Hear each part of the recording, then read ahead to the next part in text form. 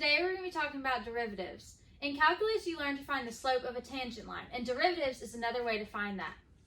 In calculus, you might be presented with a problem like this, where ax to the b power, where a is an integer and b is the exponent. What you will do to find the derivative is take b and multiply it times a. So you'll be left with b times a to the x. And then with the exponent, you're going to subtract 1, which will give you b minus 1. This is the derivative. So here in this practice problem, we have 12x to the fourth, and we have to find the derivative here. So bring the 4 up to the front to multiply by the 12.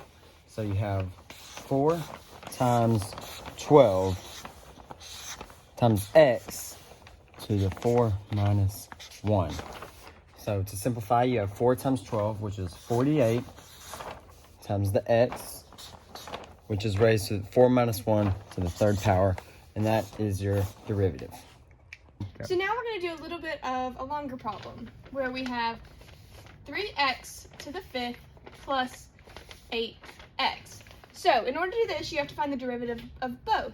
So here, you'd multiply 5 into the front times 3, x to the 5 minus 1. Then you'd add, there's an understood 1 exponent here, so it'd just be 1 times 8x, and x is to the first minus 1.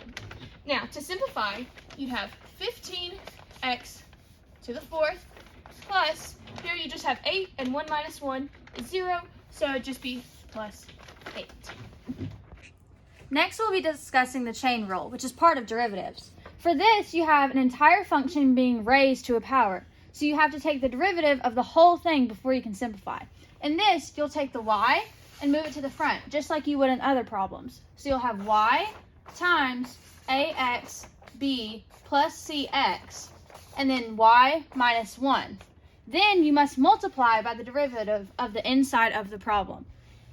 So you'll have a times bx to the b minus 1 plus c.